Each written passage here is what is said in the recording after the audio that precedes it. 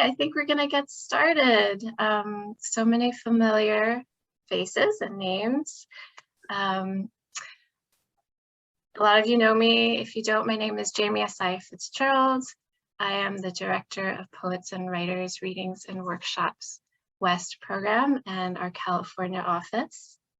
And I'm here with Program Manager Ricardo Hernandez, who will be providing all the behind the scenes technical assistance and helping to moderate the town hall. I'd like to start with a land acknowledgement. Oh my. Because colonialism is an ongoing process, we choose to acknowledge that we operate on the traditional lands of the Tongva, Tataviam, and Chumash peoples of Los Angeles, and the Lenape, Rockaway, and Canarsie people of New York City, because I'm here in LA and Ricardo is in New York City. So since the beginning of this pandemic, and with the support of the California Arts Council, Poets and Writers has been presenting community building events virtually, including check-ins for writers and literary presenters, and town halls like this one. These events help us to fulfill our mission to foster the professional development of poets and writers, promote communication throughout the literary community, and help create an environment in which literature can be appreciated by the widest possible public. Our community building events go hand in hand with our mini grants program, which helps pay fees to writers participating in readings and workshops throughout California, in New York State, and 8 cities. I'll talk more about the mini grants at the very end of the town hall today. Ricardo is going to share our agenda in the chat, and we invite you also to use the chat to express appreciation, ask questions, and share resources. You can also share your upcoming event details if you have events of your own. And also, after our guest speaker, if there is enough time, I hope that we have some time to talk and have you all share what you've been up to, if you have events or if you have calls for submissions or anything like that. That would be the time to share with the group. So just a little something to be aware of is that this event is being recorded and a video will be shared on our YouTube channel. We invite you to keep your camera on, but it is during discussion, but it is optional. And please remain muted while we have our guest speaker and while others are speaking. So our last town hall was back in October, and we had the wonderful Los Angeles Poet Laureate featured, Lynn Thompson. And as I was looking, thinking about what to do next, I thought it would be great to look north of the state. And I learned about Oakland's new Poet Laureate program. And so today I have the great thrill to introduce Ayodele Nzinga, Oakland's inaugural Poet Laureate. Ayodele has an MFA and a PhD. She is a multidisciplinary artist, a community advocate, arts educator, and cultural architect invested in designing structures that support cultural production. She works at the intersections of community well-being, cultural sovereignty, transformation, and change. In addition to being a poet and author, Nzinga is a director, producer, thespian, dramaturge, and member of Alameda County Women's Hall of Fame. She is the founding director of the Lower Bottom Playas, Oakland's oldest North American theater company, the only company in the world to produce the August Wilson Century Cycle in chronological order. Ayodele is also the founding director of the Black Arts Movement Business District, Community Development Corporation of Oakland, a grassroots organization dedicated to the animation of Oakland's only formally declared cultural district. When I was talking to Ayodele about speaking with us today, I was really thrilled to learn, or to learn more about her and her work as in both the theater and in the literary arts. And we started talking about how words can create worlds and can change the world that we live in. And so that is our topic for today. And I'd like to welcome Ayodele. Thank you. Thank you so much for all those nice words. And nice words. I see what I did there. I am really, really happy to be here. This is a really nice gathering. It has a feeling of writers who meet with regularity. I recognize that in this space, even though we're on screens, it feels very much like a circle.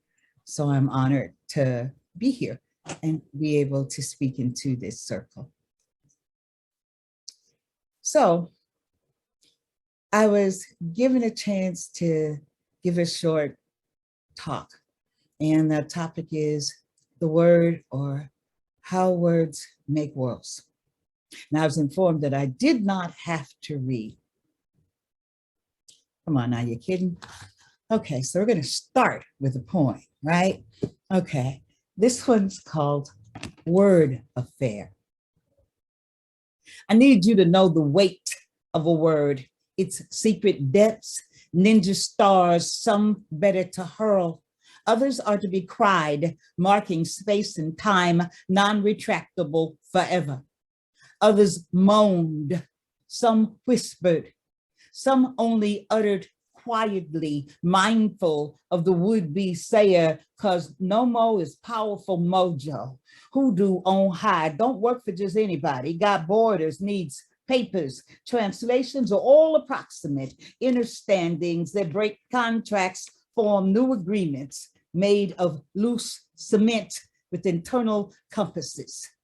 Yeah, you see, son, scat words inflict wounds that only jazz riffs heal. False love words can be drowned in tears. And you got words living on their own, strolling naked, waiting for you at sunrise, textured, colored, unsaid, pregnant with purpose, intended with integrity, used well, swallowed whole, spit venomously, dripping healing, slipping carelessly, fraught with innuendo, leaning casually in its own shade, undoing you formally, rented, written by another, now haunting you. Arranging the space, deleting endings, beginning again, speaking over you, changing the story, spilling like sunlight, sneaky building blocks, running, jumping, skipping with razors, cross pages, writing our lives. So the subject today is words. I think their words are super powerful. There's a childhood rhyme I'd like to preface this with that we probably are. Sticks and stones will break your bones, but words will never hurt you. In my opinion, that's things that we tell to the verbally challenged, to give them hope in the world. Words create the world. One origin story is the origin story of the Dogon, the story of Nomo. The Dogon are a tribe that actually saw the Sirius star before there were telescopes. So they knew something about something. And a part of their origin story is that Nomo, the word, created the world. It spoke reality into being. Another origin story you might be familiar with, the origin story that goes something like light cut dark on command. And here we are today talking. Rachel Martin says, words create the world and then hide their role in having done so. I agree. Now, given that language is only 23% verbal, again, why the poem in the beginning, the attitude, the intonation, the body language helps create what we call communication. So we can liken my use of the word words tonight to communication, which can take place in many forms. There are people who cannot speak, yet they still communicate. They have a way in which they have a system of agreements that equates to words. And some form of talk/communication, sign, pictorial, symbol must be exchanged for collective actions to occur in the physical world. There's no way for me to convey to you, in the absence of superpowers, an idea or an intention without some sort of communication. And we've distilled this into being a type of language, a currency, an exchange in which we describe the world that we're in. But then language, a worldview is contained. You know, we often heard people say there are no words in this language for this thing that I would like to explain to you. George Lakoff says, in Metaphors That We Live By, that English is actually a violent language filled with violent metaphors. I take it apart, I agree with Lakoff, and there's a bit of the American worldview tucked in this stance of conquering time and fighting oppression and let's go slay it. There's something warlike in the English language. In studies of the Sami languages of Norway and Sweden and Finland, they have 180 words for snow. Ice-related words that describe the quality of the snow, what kind of snow it is. Worldviews are contained inside of languages. I submit to you that Ebonics, which is called by some people African-American English. First of all, I insist that it is a language, and I assert that it persists because North American Africans are not fully assimilated into America wholly. There's a worldview that's tucked inside of Ebonics. And like with most other languages, for me, there's some things I can't say without reverting to Ebonics. There is no exact translation for these things in the English language. And oddly, we call it the English language. There is the King's English, but we all mostly speak American, as invented by James Webster. And James Webster distinctly wanted a language that was separate from English. It was a kind of independence. He very deliberately and intentionally created the language we speak, which we probably should refer to, if we want to be proper, as American English. So as a Black poet, I claim being polyglot. I speak the King's English, I speak American English, and I am fluent in Ebonics. And there is a different worldview tucked inside of each of those languages, a different internal language, a different way of communicating information. I think that words are tools for world making. They're also tools for unmaking. Language can be used to undo people. We look at simple things like, if there are 180 words for snow, how many words are there in American English for us to demean someone of a different race? We literally get to undo people with words. I consider America to be a contract country in which our realities are very heavily bordered on words and structured our beliefs. The agreement that is necessary for language to work and be sensible is encoded into our culture. The fact that we are a contract culture where improvisation is allowed to exist because you can't stop things from existing, but it's not necessarily as respected as much as things that are set in cement by the use of language. An example of this would be The fact that we have so many genres, we don't just make art. We have a billion genres and rules for how your art fits into a certain kind of genre. And that language can be used to undo some people's artistic prowess. You can call a visual artist a folk artist, and all of a sudden, it's not an artist anymore. You can call a poet who likes to recite and deliver their work orally, you can call them a spoken word artist. Somehow that's different than being a poet. So we can use words to undo things, to draw lines in the sand.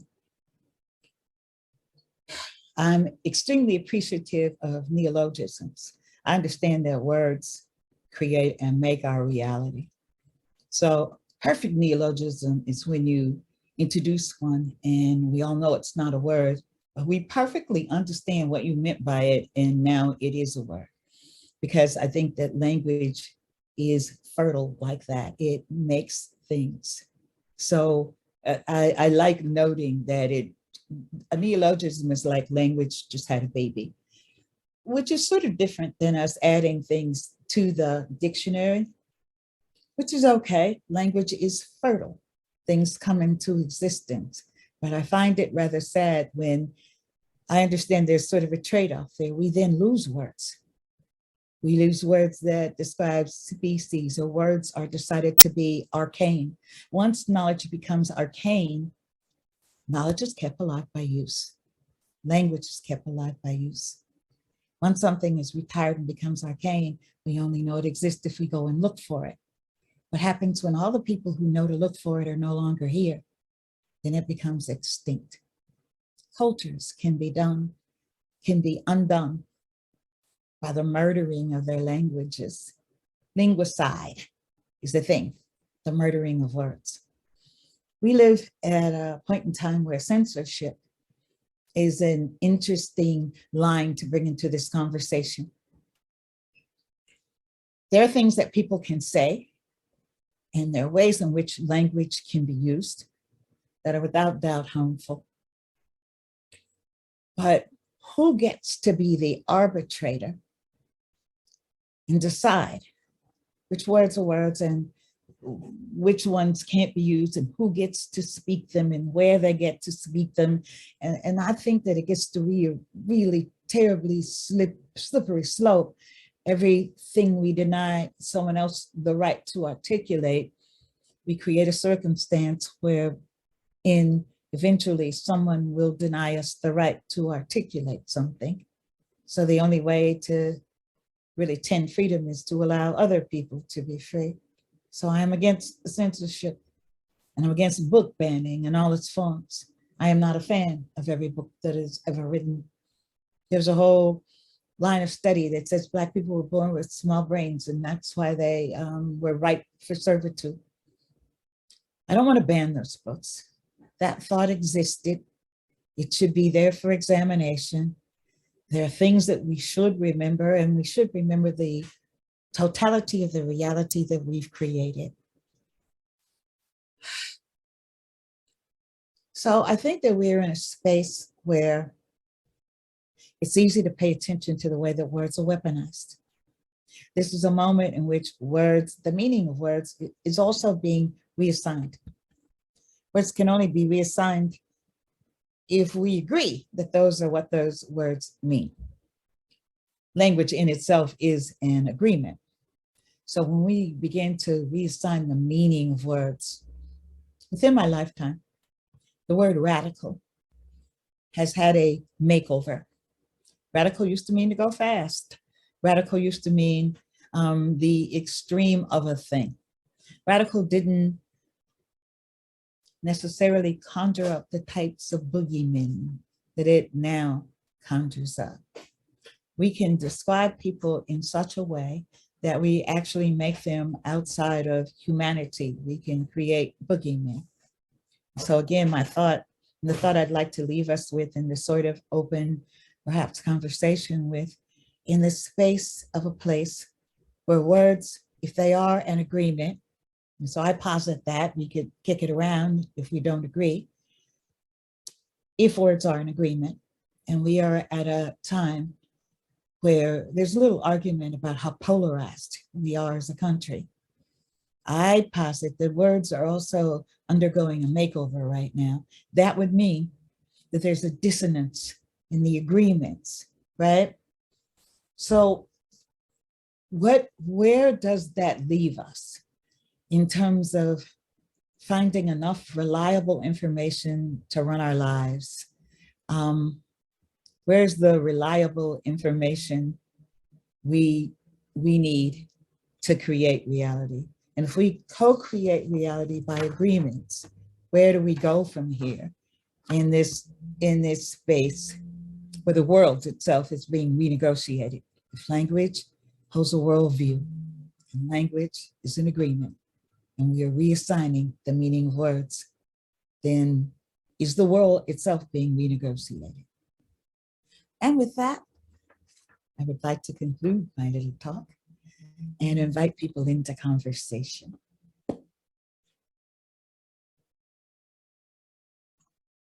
Thank you, Ayodele.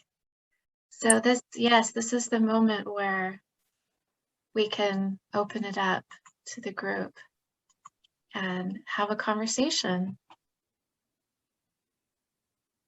about what you just heard, if it brought up any thoughts, any questions. Yes, I thought that was the most amazing talk I've heard about literary arts and language and its historical presence and also reappearance, like you're talking about the censorship. I'm teaching a workshop class now at Beyond Baroque, and I was wondering, Jamie, if this is being recorded, is this something that I could share as a link? Or if Ayodele, if you have that written as an essay that I could share with my students, it's just the most amazing. I think it's better than Rilke's, letters to a young poet. I just feel it's that important. I know that this is being recorded. I am totally happy, Jamie, if it can be shared. I love it when things you say end up having work to do in the world. Put it to work. Unfortunately, I did not write it down. I made bullet points and just sort of expounded off of it. If you know me, then you know. Jamie, was that pretty close to our conversation? Just a little bit more. Yeah, and I do travel. Call on me. I love talking to people. So maybe you don't, need the written thing. Maybe you can actually get me. So let's talk. Yes, that would be great. Just so you know, Jamie, there's a feature on Zoom where you can actually transcribe the meeting. So I don't know if we're using that, but that would be great. Yes, we have that, and the meeting is recorded. The transcript is a little strange. Sometimes it doesn't get all the words correctly, yes. But we will share the recording on our YouTube, so you can use it with your group. Ayodele, we did talk about how this topic related to the work of writers. And, sometimes I think a lot of writers think, how can my writing make a difference? Or why is it important? Or is it enough?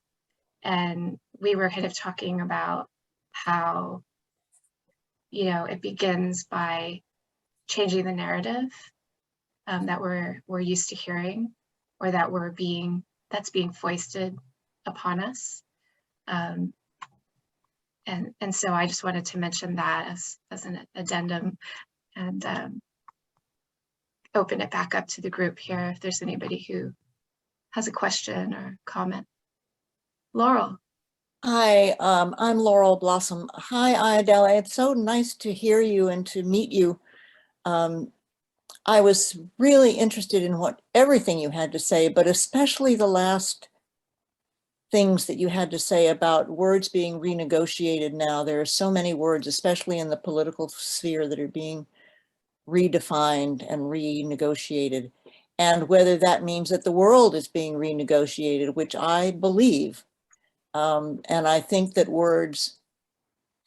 the words being renegotiated leads to, you know, which came first, the chicken or the egg, but I think the words actually come first, that the words get changed, the meaning of the words gets changed, and that leads to worldviews being changed and more people being changed by the fact that the words have been changed. And, you know, we witness this on a daily basis now in the political sphere. And I find it incredibly frightening and stop the world, I want to get off. I don't understand, you know, how to, I mean, words change all the time. We know that. Language is not static. It's a movable feast.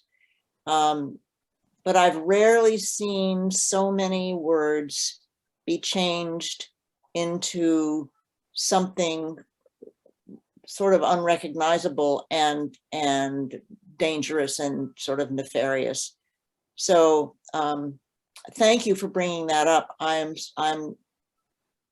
very interested in that whole notion. Thanks a lot. You're very, very welcome. You just gave me a line, an image. Words dressed up to hunt, you know? The weaponization of words at this point and the way that the ability to create the boogeyman with words is super dangerous right now, super divisive. So I wonder what happens if we don't agree to agree. Yeah. If language is an agreement, doesn't it take us agreeing that now this doesn't mean that anymore? It now means this. Yeah. Yes, I would like more examples of words that are changed. Now, the word radical has been changed for quite some time. Originally, the word meant from the root up, so something that was changed radically was that it was changed from its very roots. Then in the 50s, late 40s, 50s, it began applied to people who had socialist leanings. How has the word changed now? And I'd like other examples of words that have changed. Okay, so we're going to work together. And so that's a question for everybody. Let's think of a word that has evolved. And Raphael, I challenge you to do the same thing. And that's the word radical in the moment. You stopped it with it meaning something that has socialist leanings. Now it could actually be someone in the Middle East who dresses in a hijab and is on a bus, is suspected of being radical. If you want to marginalize or fringe someone's thought, you say that it's radical, and it no longer necessarily means just socialist leaning. There are a whole bunch of other things that you could also be, if you want to, if you don't want to use that word. Well, I saw your hand, Laurel, and I'd love to let you in. I got one more Sure. to put in though. Think about the word, how the word identity has changed and been weaponized. Once again, identity, especially when we link it with something like identity politics. And I defy you to define me an example of politics that are not invested by identity. I don't think it's such a thing as possible. But okay, I'm gonna stop there and then let Laurel in. And again, I offer the chance to other people. Can you think of words in your lifetime in which the meaning has changed? Yes, Laura.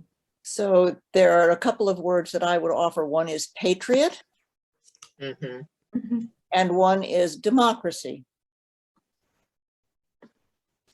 Both of which have changed, shifted right, shifted away from their traditional sort of neutral meaning into something political and owned, as it were, by the conservative movement, by the extreme right. Now we have to take them back somehow. I'm not sure how to do that. Maybe you have an answer to that. Language is an agreement. It's also how we convey ideas. I'm sitting in a room full of writers. Like I said, we probably all heard as children, sticks and stones will break your bones, but words will never hurt you. It's not true. Words are extremely powerful, and there must be counter narratives. There's a African adage, I'm not going to get it right, but it'll still make sense. It has to do with the story of the hunt always being told from the perspective of the hunter. And the saying is, wait till the rabbit gets the pin. Okay? So if words are agreements and ideas invested in words strung together actually shape our reality, we all co-shape it. Doesn't really matter if you're swinging or not. So if you're sitting there passively and you are not swinging, that is your contribution. That is you allowing reality to be created around you. So I think that we have a responsibility. My favorite playwright is August Wilson. And a quote from August Wilson is, life don't owe you nothing. You owe it to yourself. And that's what's meant by you get the world you built.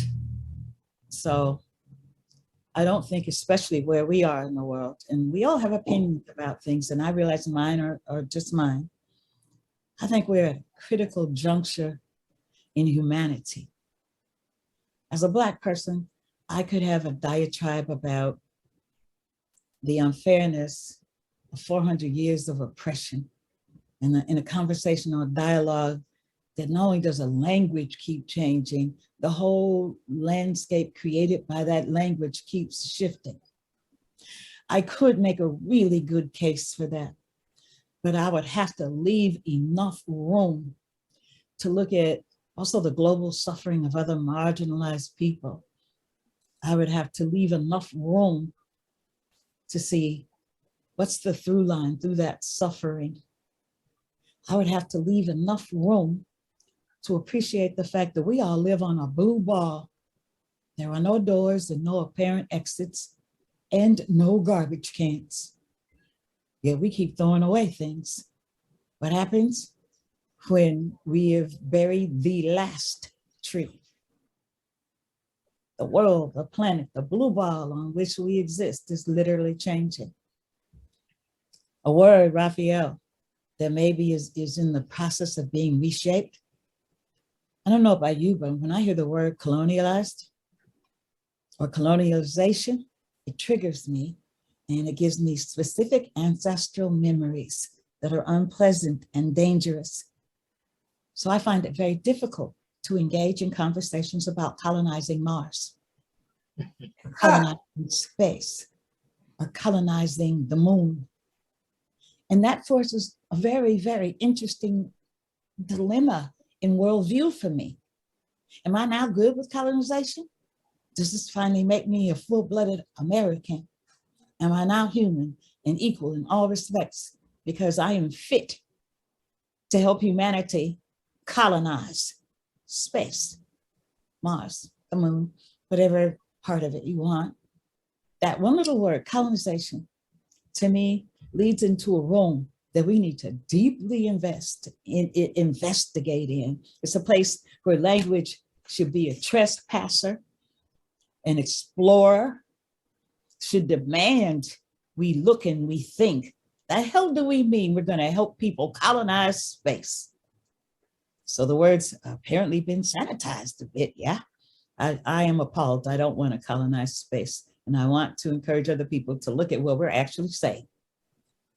I would like for us to look at, then what would be in that volume? If that was a book, Colonizing Space, then what's in that volume? Where's the chapter on how that worked out here? There was a land acknowledgement in the beginning of this presentation. I'm calling in from Lashawn, unceded Lashawn Ohlone land.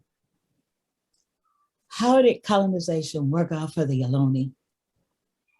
Who were stewards? Their culture was overwritten because those agreements were not accepted by the colonizers. So The Ohlone used to have regular burns.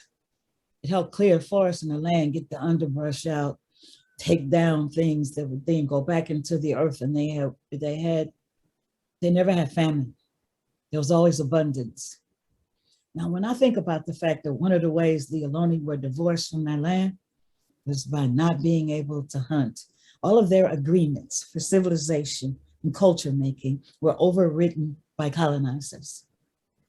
I live in Northern California where the forest catches on fire spontaneously every year.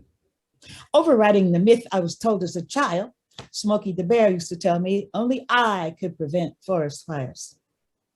Now, apparently, they can just be started spontaneously.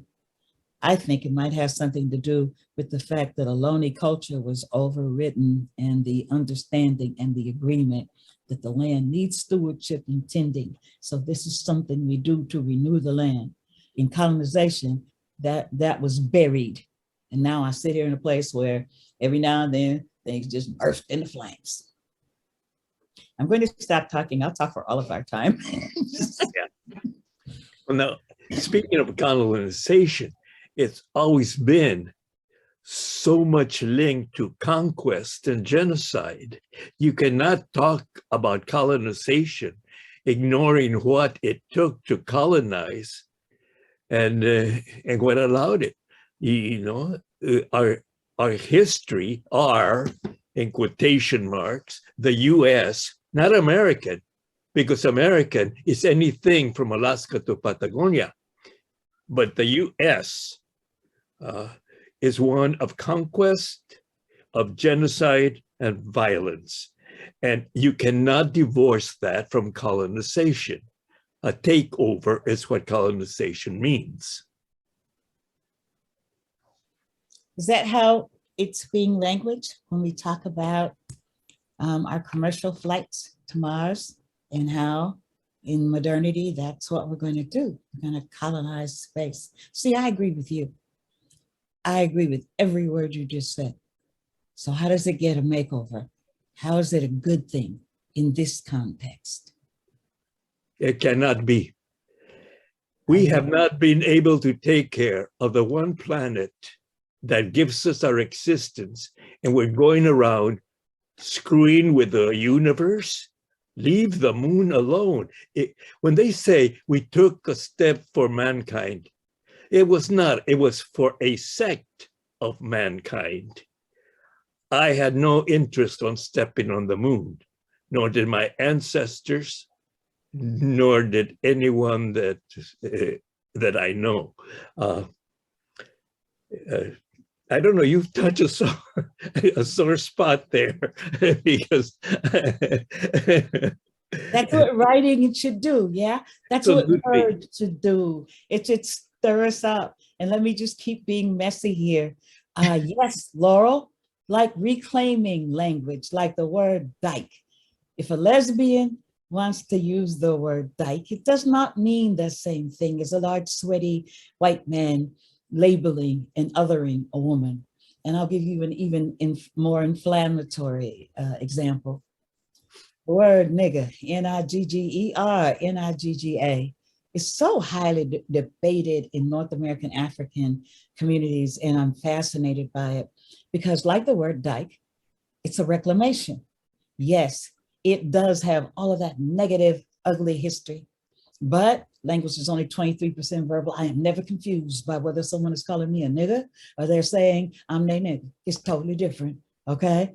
And because language is an agreement, then I have an agreement with who can consider me their nigger and who is disrespecting me by saying it, because that's the way that language works. And I'm often in the position internally in community, there's so much trauma attached to the word, having to make a case for the power in being able to name things, the power in being able to say what a thing is, and the power to create that agreement where we all know what orange is. Have you ever just stopped and just divorce your mind for a minute? How you know orange is orange?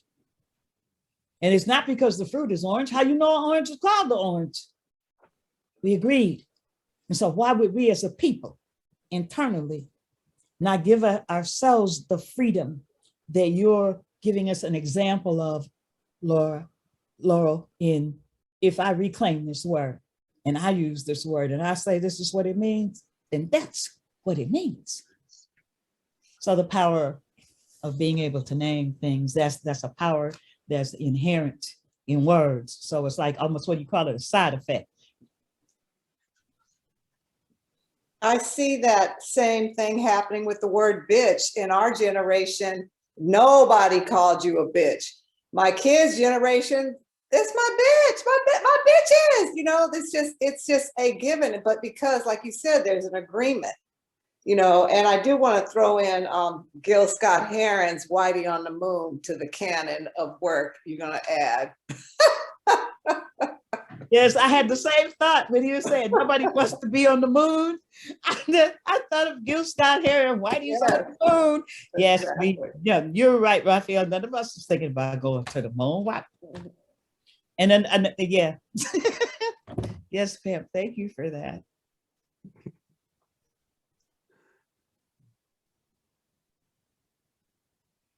Ayodele and Raphael, I wanted to talk about the colonization. You also earlier, Ayodele, said something, you can correct me if I misunderstood, about the hunter and the rabbit.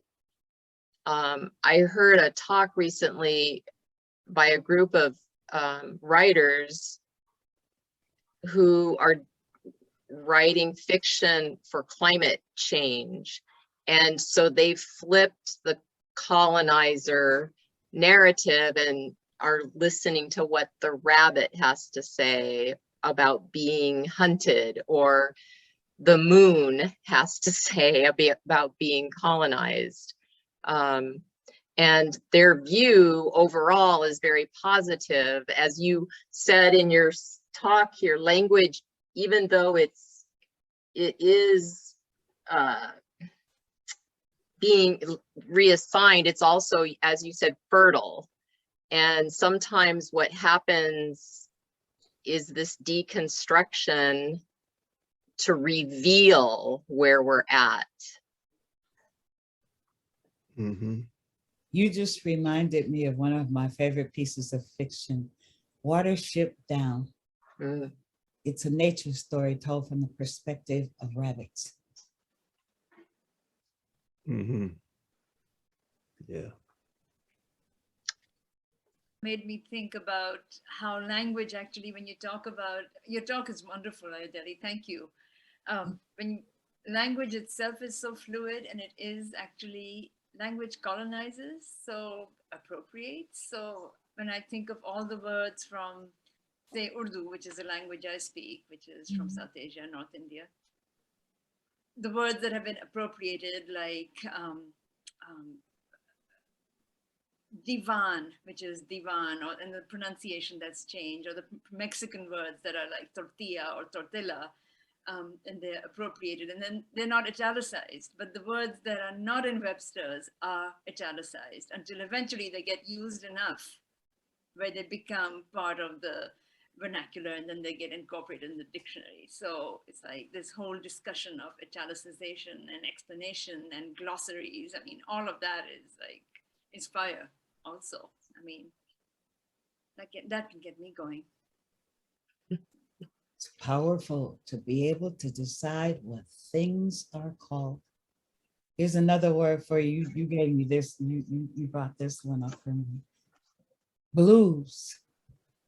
In American vernacular, they have a whole story for what the blues are. The only problem is that's not what the blues are. The blues is not a sad music that North American Africans created in slavery. What we know as the blues here is derivative of praise music from Mali. And in actuality, the blues is not about being sad. It is about overcoming. It is about proclaiming you are still here, even though your dog done died and your woman done left you and you ain't got no money no more. but you're still here and you're singing. So derivative of praise from Mali, but we're given a story about the word. So, yes. Mhm. Beautiful explanation. I just want to encourage folks who we might not be able to see easily in the Zoom, since there's so many people, to use the reactions to raise your hand if you want to ask a question or make a comment. That way we might more easily see your hand up.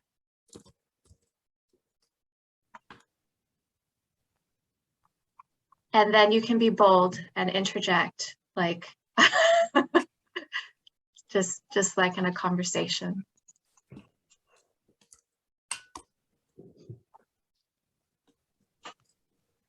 Did we have any more comments or questions for Ayodele? Well, just to make a comment about the word appropriation, that's a word that's also very, very facilely and mistakenly done. You know, when you say that we appropriate the word patio or the word tortilla or the word huracan, it just is that words enter a language from an experience from other languages. And English, one of the powers of English is that it has a great facility of incorporating words for experiences that are not in that culture. And that's the same thing. But to say that it's appropriation, appropriation is a very debatable thing, especially within our native communities, the communities native to the Americas. When you borrow something from a word, is that appropriation? Appropriation to me seems an illegitimately taking of something. Is it illegitimate to bring a word into a language that didn't have that experience of that thing? The word hurricane is a Taino word of a culture that was destroyed by the European invasion of the New World. The Europeans did not experience hurricanes. So it was easy to take the Taino word huracan and turn it into the hurricane. It's become an English word now with its roots in Taino. Huracan actually means father of the winds. But again, we get into this thing of language and appropriation and conquest. The European language or culture is very fond of imposing the names of people up on the natural landscape. Mount Everest, Ochikumba, which means the grandmother of the gods. And all of a sudden you have this English prospector who measured its height, and it takes its name. It's not Mount Everest. And we change the names of things, and we impose upon them the names of the conquerors. Now, I don't know if you would call that appropriation or what, you know. Again, we may have to invent new words for that kind of arrogance. I like this. Of the European mentality. I like this because we have a little beef here. I think it is appropriation. However, it swings us to another place, right? Okay, so I agree with you. Appropriation comes with an aggressive edge, is how we take it in, an unwillful taking, right? Yeah.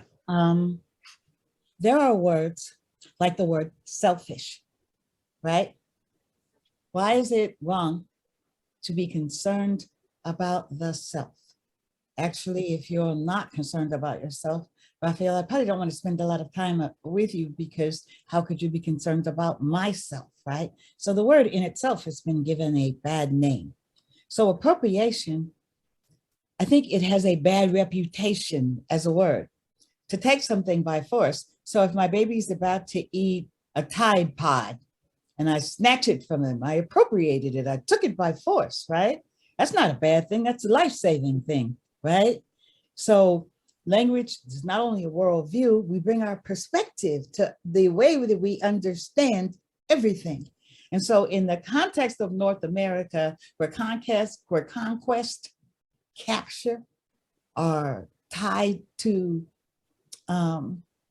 colonization and appropriation, there's a perspective that's brought to it that's hard to shake, where I think it makes what you said a fact, but it also doesn't make it wrong for people to use the word appropriation the way that it's used culturally when we talk about people appropriating things.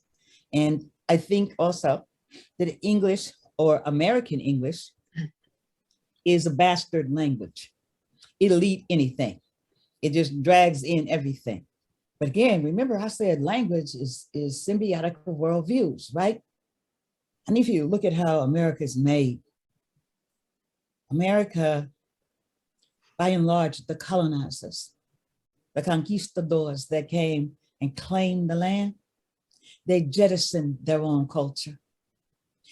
Daniel Webster even divorced them from the King's English. They came here, and 97% of this culture is the culture of immigrants who have come and gave. We have some other words. We have the words white and black and all of these races that we have that actually describe imaginary states of being, but we uphold the agreement all this time. Like, I get really confused about what will we do about today's polarization, because we've upheld an illusion for at least 400 years. There's no such thing as Black people, and there's no such thing as white people. There can't be white people, though, unless there are Black people and Mexican people and Asian people. They are constructed by making these other imaginary states, right? So again, we don't really have enough time to discuss the power of words. It gets to be real tricky there, okay? So, Ayodele, do you think that, when a writer writes, they're renaming, they can rename the world, or they can wield some kind of power in the language? What I would say to that's a quick and easy thing. I tell people in theater, when I do theater for people who are so-called at risk, the world calls them at risk, I call them at promise, okay? They're likely to transform into something wonderful. They're at promise. I tell people who are at promise that the world has offered a story for them. This percentage of you do this percentage of you die before, this percentage of you go to jail. We are all authors, even if we are not writers. If we are human beings, we have a pen. We get to construct our own narrative. And the thing about constructing your own narrative and centering yourself in that narrative, then you don't necessarily become one of the 50% that die. You become a part of the 50% that thrive.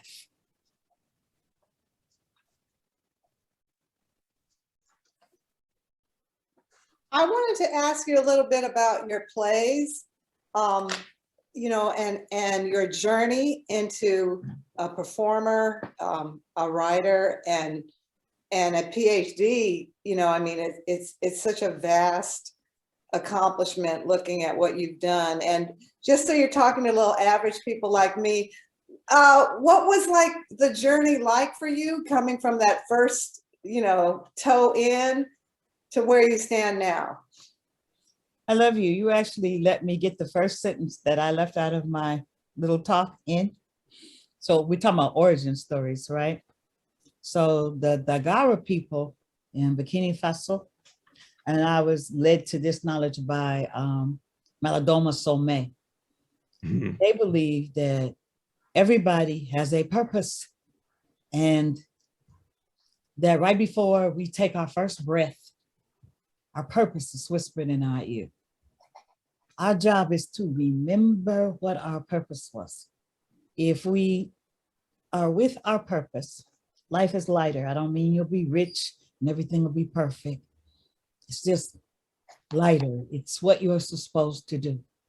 Now, if you're a doctor who really wants to be a tap dancer, then you're probably operating on a bunch of people and killing them, you know, because you're in it for the money. You're not in it for what was whispered in your ear.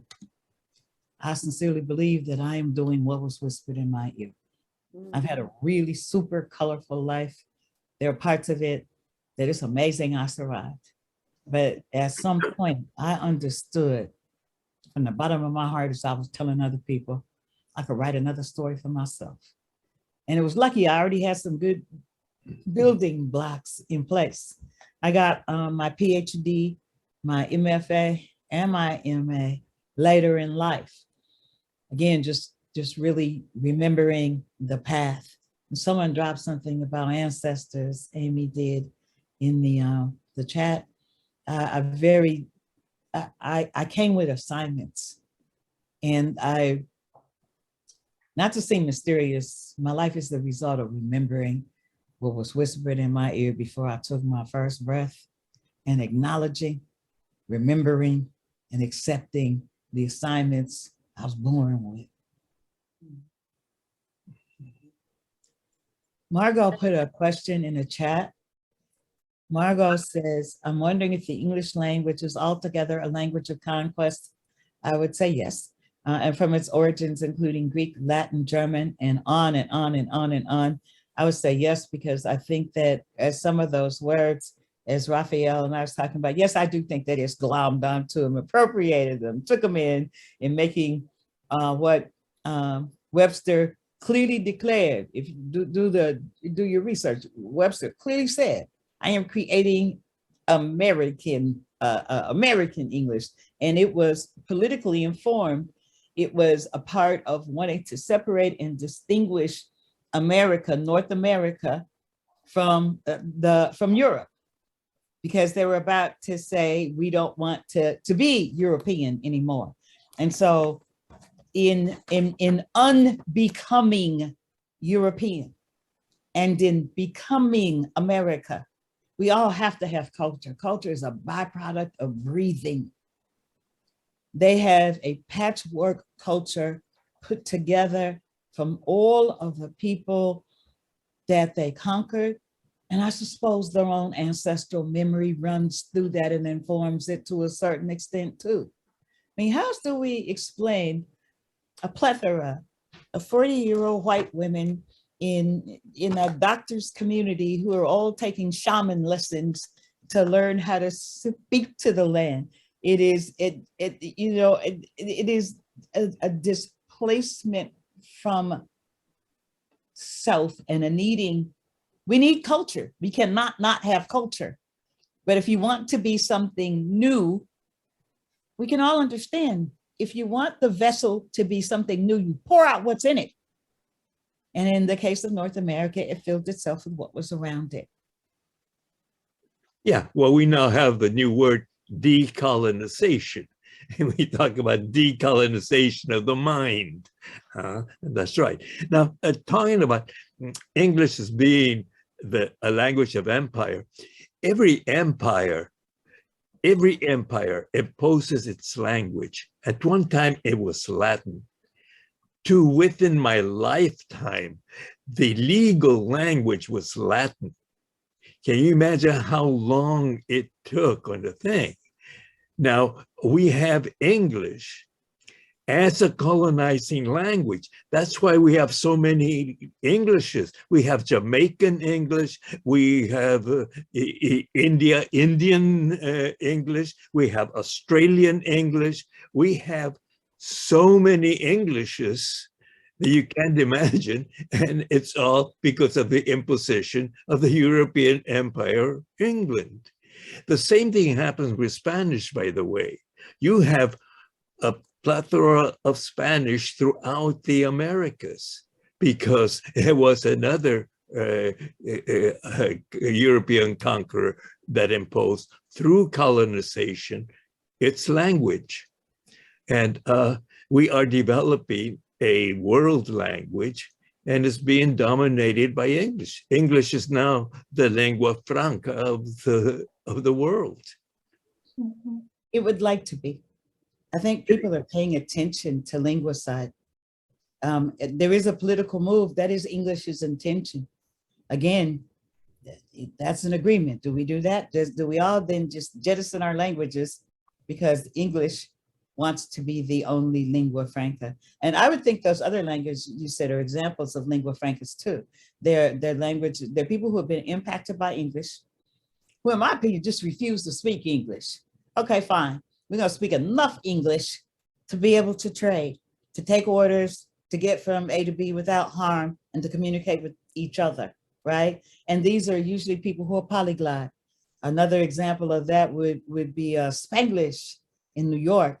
I think it's so, I love it when poets just riff back and forth between Spanglish, Spanish, and American English.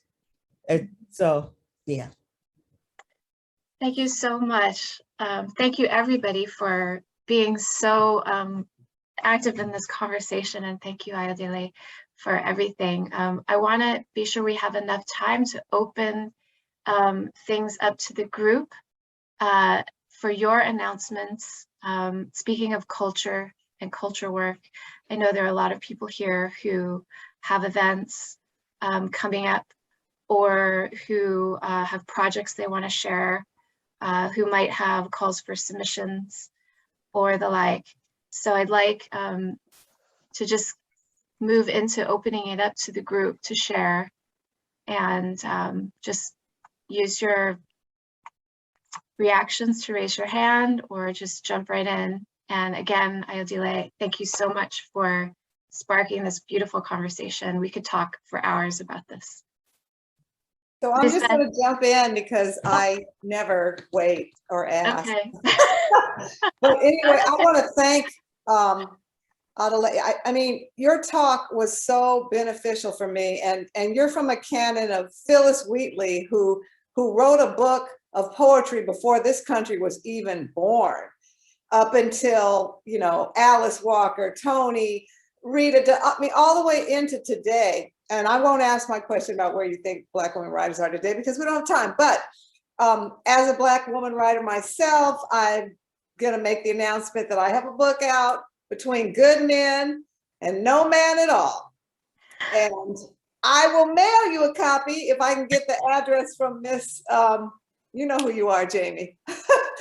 And I just want to let you know we're doing a reading on bell hooks at Beyond Baroque on, I think it's the 23rd, but it's at Beyond Baroque. And so thank you though, very inspirational. I mean, I have a new hero now and I'm so encouraged to keep going. Thank you so much. Thank you, Pam. And I think Lisbeth wants to say something. Oh, Lisbeth. Lisbeth, are you there? You got to unmute. Okay, yeah, I am here. I'm trying to drive and unmute at the same time. So, yes, I have an announcement. Well, first, thank you very much, Jamie, for putting this together, and thank you for the conversation. It's been very enlightening, and now I am challenged to think about the imperialism of the languages I speak, and how can I contribute to decolonize language, especially when it comes to ethnicity and culture. Thank you very much for the conversation. I have an announcement. I have a reading on February 11th at 6 p.m. on Zoom. It's with Beyond Baroque. And we're gonna be 4 poets two Venezuelan poets, Leonora Simonovic and me, and one Honduran and one Mexican poet, Iris Dianda and Olga Echeverria. We're going to be reading in Spanish at Beyond the Rock on February 11th at 6 p.m. And we'd love to see some of you there if you speak Spanish, or if you know anybody who speaks Spanish, is a poet and writes in Spanish, maybe that person is also interested in coming to see us perform. And I will be reading from my book, Uprising Alzamientos, which is a bilingual poetry collection honoring those who struggle for freedom in Venezuela. Thank you very much. Thank you so much, Lisbeth. And I I think we did have, driving. I missed one exit, but I have an alternative route. this is very pandemic, a very pandemic moment here on Zoom. Okay, I think Wendy, you have an announcement to make. And I think I'm unmuted now. Yeah, I got a couple of things. First off, I am the editor of a poetry anthology called Eccentric Orbits. And we do have a call going until the end of the month. And I'm going to just paste something real quick into chat if anyone's interested.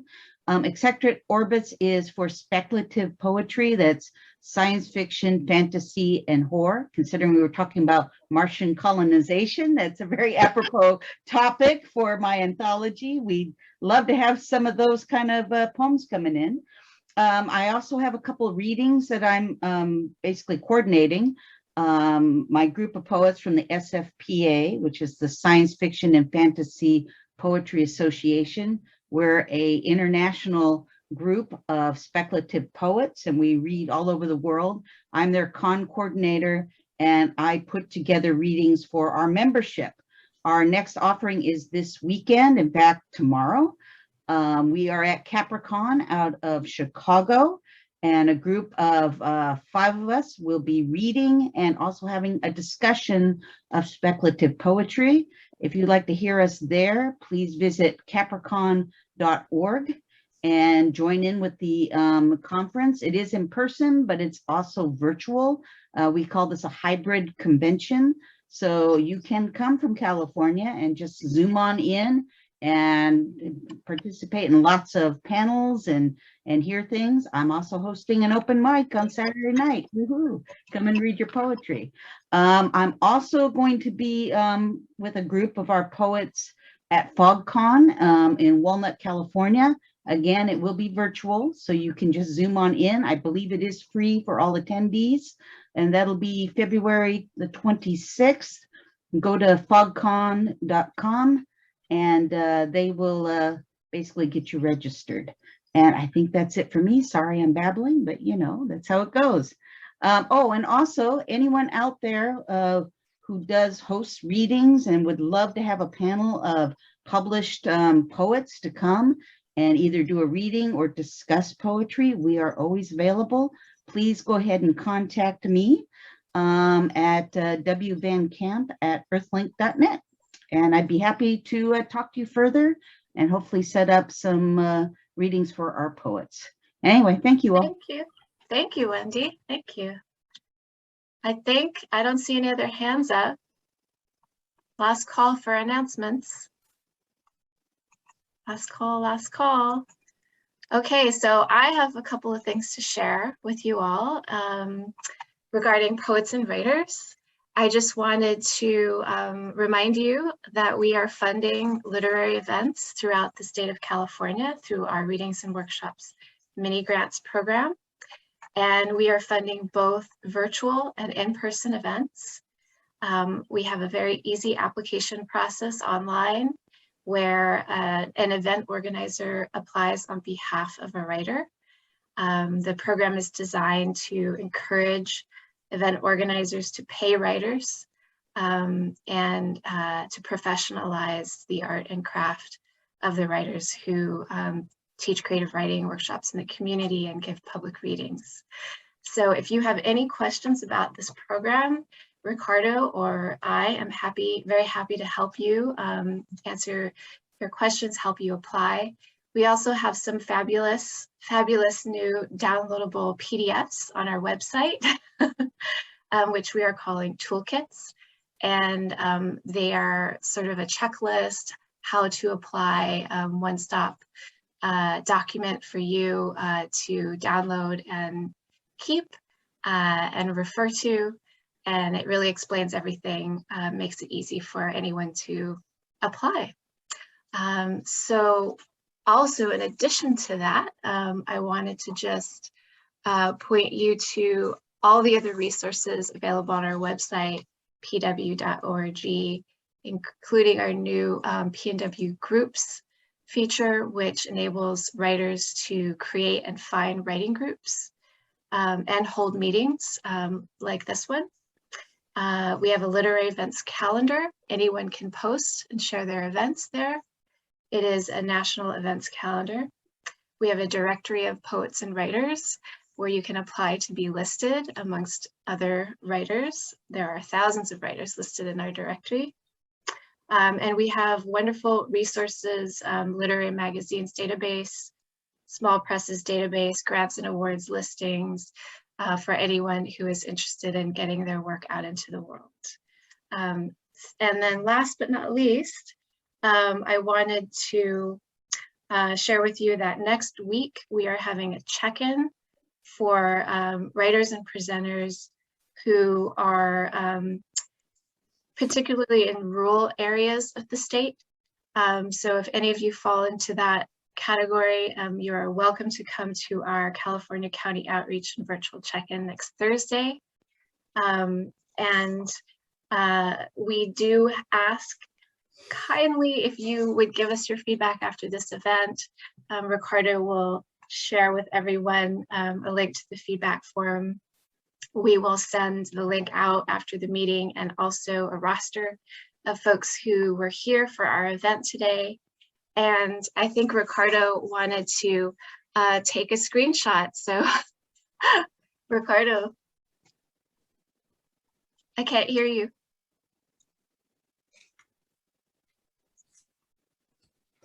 We've been having a little bit of technical difficulty there. So I am going to see if I can do it. Let's see.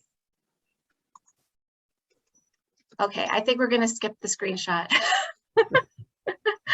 So with that, I just want to thank everyone for being here, for joining us for our California Town Hall event with Dr. Ayodele Nzinga.